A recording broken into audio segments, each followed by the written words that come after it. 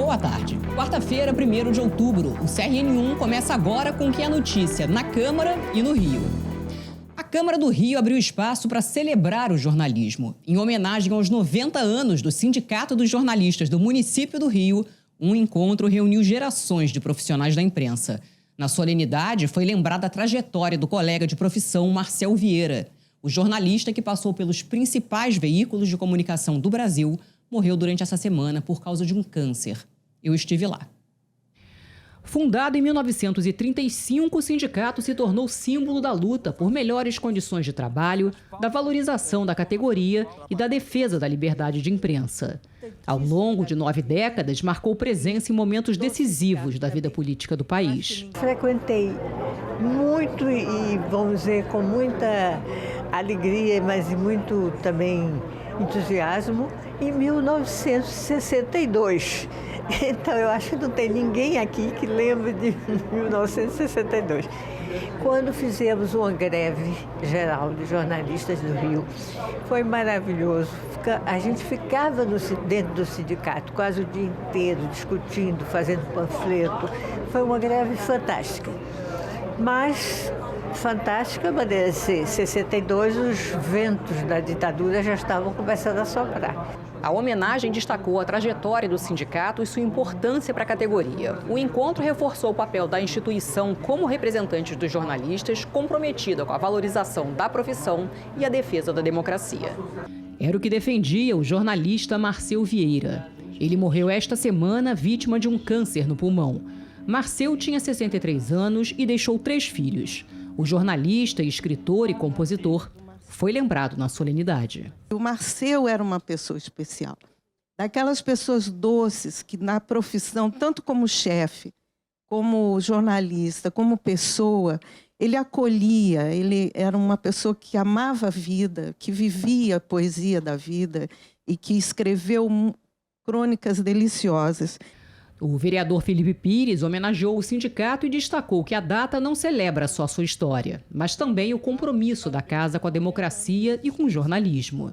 Ter uma instituição com 90 anos, a gente precisa celebrar a vida, a história de homens e mulheres que trabalharam e lutaram muito para que a gente pudesse ter um jornalismo de qualidade na cidade do Rio de Janeiro. E nós estamos aqui hoje para poder celebrar isso através dessa Casa de Leis. Já a presidente lembrou que a instituição segue combativa, presente no dia a dia da categoria e na defesa dos valores democráticos. São 90 anos de luta em defesa dos direitos dos e das jornalistas, da comunicação, principalmente da comunicação pública de qualidade, do jornalismo e da democracia, que esse é o grande marco para a categoria dos jornalistas e das jornalistas. Para jornalistas que viveram diferentes fases da profissão, a data carrega um sentido maior. É símbolo de resistência, união e esperança. A gente tem muito orgulho de estar aqui hoje com essa homenagem que só valoriza o trabalho de um sindicato que ao longo dos anos tem se mantido firme, atuante, com altos e baixos, né, principalmente depois da contra-reforma trabalhista, que tirou do sindicato muito do seu poder, né, de negociação, de financiamento. Mas é importante ver uma homenagem de uma casa legislativa da cidade. 3 profissionais reconhecidos na educação receberam o título de cidadão honorário do Rio. A solenidade foi nesta terça-feira à noite, na Câmara. Os homenageados, Gessé Souza, Lindener Pareto e Daniel Cara, possuem trajetórias de contribuição à sociedade carioca através da educação e da cultura. Os 3 receberam o título de cidadão honorário das mãos do vereador William Siri. É uma celebração à educação de qualidade que a gente disputa no Brasil como um todo, né? E aí dando essa homenagem, né? Nascido em Natal, no Rio Grande do Norte, o professor universitário, sociólogo e escritor Gessé Souza é autor de mais de 30 livros, sendo um deles o best-seller A Elite do Atraso, A Escravidão à Lava Jato, lançado em 2017. É especialmente importante para mim, né, porque eu de algum modo já sou carioca de fato, eu sou botafoguense, por exemplo, né? E uma parte da minha família sempre morou aqui, eu vinha passar as férias aqui, etc, né? Enfim, e é uma cidade que eu tenho um amor muito especial. Outro homenageado, Lindener Pareto, é nascido em Santo André, São Paulo. Desde 2021 é coordenador acadêmico do Instituto Conhecimento Liberta. Atua na curadoria dos cursos, promovendo debates e divulgando o conhecimento histórico. Acho que o primeiro ponto é se fazer homenagem nas instituições tradicionais desse país a professores e professoras é algo fundamental. O segundo é que toda a família Pareto, por parte do meu pai, né, são da Baixada Fluminense e da Ilha do Governador de Jacarepaguá. Então, é como se eu tivesse, mesmo nascido em São Paulo ou Santo André, retornado também às minhas raízes, à minha gênese fluminense, carioca. Também homenageado, Daniel Cara é nascido em São Paulo, capital. Ativista da educação pública, ele é o principal defensor e um dos principais autores do custo-aluno-qualidade e do Sistema Nacional de Avaliação da Educação Básica, incluídos na Constituição Federal por meio da Emenda Constitucional de 2020. Em primeiro lugar, é um orgulho poder ser cidadão honorário do Rio de Janeiro. Rio de Janeiro é a capital de todos os brasileiros, é a cidade que eu considero exemplar em relação à história, a própria construção da democracia, e ter esse reconhecimento na minha luta pela defesa da educação, pela garantia de uma educação pública de qualidade, na prática significa construir uma ponte efetiva entre o Brasil e a educação, que é uma ponte que nunca existiu, nunca foi de fato estabelecida. Olha só, está marcada para agora a sessão à tarde extraordinária da Câmara. Ontem, em sessão ordinária, os vereadores mantiveram o veto ao projeto de lei que obriga o cercamento das áreas públicas de recreação infantil da cidade. A sessão teve início com a análise de 4 vetos do Poder Executivo a projetos aprovados na Câmara. 3 vetos foram rejeitados e 1 foi mantido. O veto ao projeto de lei que cria a política municipal de coleta e distribuição de leite humano na atenção primária à saúde, denominada Lei Zilda Santos, foi discutido pelos parlamentares. A autora do projeto, a vereadora Thaís Ferreira, defendeu os benefícios da amamentação e do leite humano para a nutrição, imunidade e desenvolvimento infantil.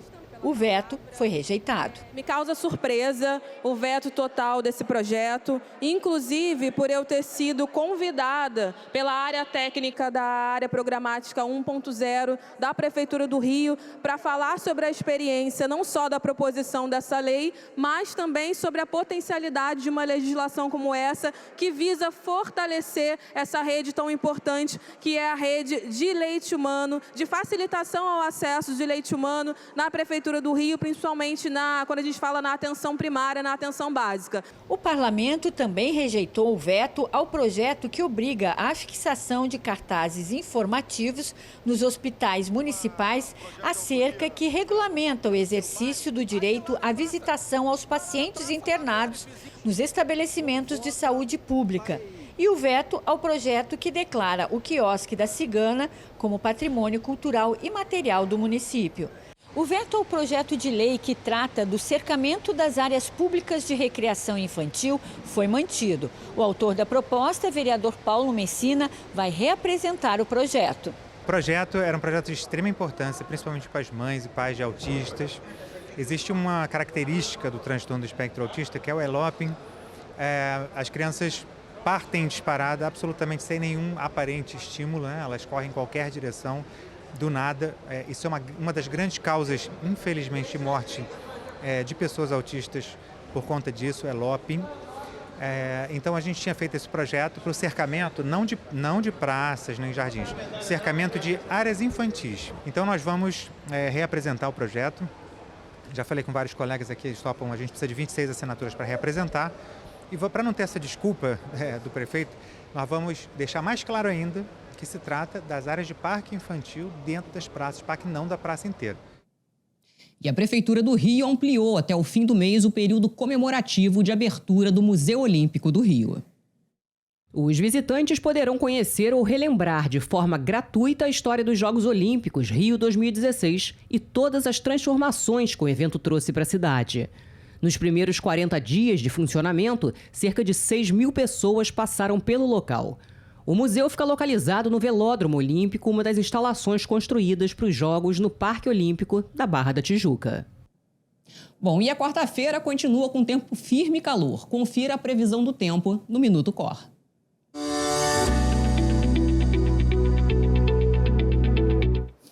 Boa tarde, Rio TV Câmara. Quarta-feira, dia 1º de outubro, está no ar o Minuto Cor de hoje. Outubro começando com as temperaturas elevadas aqui na cidade e eu já adianto que quem quer pegar uma praia, a hora é essa. Segundo o Sistema Alerta Rio, a máxima pode chegar aos 36 graus nessa quarta e o cenário vai continuar assim pelos próximos dias. Tempo quente e sem previsão de chuva. Os ventos vão estar um pouco mais intensos ao longo do dia. Vamos falar agora do trânsito. Um carro pegou fogo e interditou o trecho da linha vermelha. O incêndio aconteceu por volta das 11 horas dessa manhã, na chegada ao centro, próximo ao campo de São Cristóvão, por onde o trânsito foi desviado. Bombeiros de Sete Rios atuam no local e motoristas encontram retenções. E nessa noite, o trânsito em Engenho de Dentro vai ser alterado para o jogo entre Botafogo e Bahia pelo Brasileirão. A partir das 6h30 da noite, começam os bloqueios no entorno do estádio Newton Santos. A boa é utilizar o transporte público como o trem e o metrô. Ponto final no Minuto Cor. Essas e outras notícias estão no nosso site e no app cor.rio e no nosso canal oficial no WhatsApp. Também estamos em todas as redes sociais no @OperaçõesRio. Tenha um ótimo dia e até amanhã.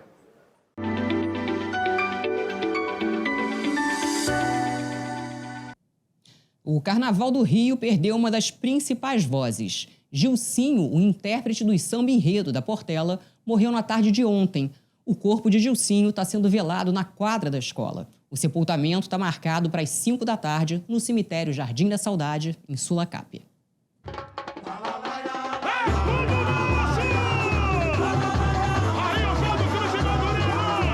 O grito de guerra inconfundível.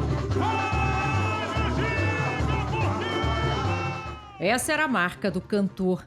Gilcinho tinha 55 anos. Desde 2006, fazia parte da história com a escola maior vencedora do Carnaval do Rio. Em 2025, deu o tom no desfile que homenageou Milton Nascimento. A morte do cantor foi anunciada ontem, no perfil oficial da Portela, numa rede social, que disse: "Perdemos hoje um dos maiores nomes de nossa história." Outras agremiações também lamentaram a partida do cantor.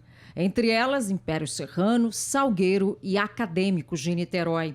A Liesa, Liga das Escolas de Samba do Rio, organizadora dos desfiles na Sapucaí, também prestou solidariedade à família de Gilcinho, dizendo receber com profunda tristeza a notícia do falecimento de Gilson da Conceição, o Gilcinho, intérprete marcante da Portela e voz inesquecível do Carnaval carioca.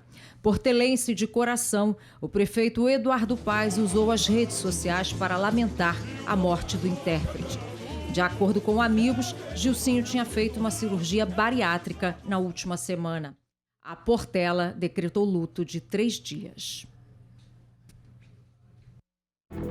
Bom, o CRN1 termina aqui.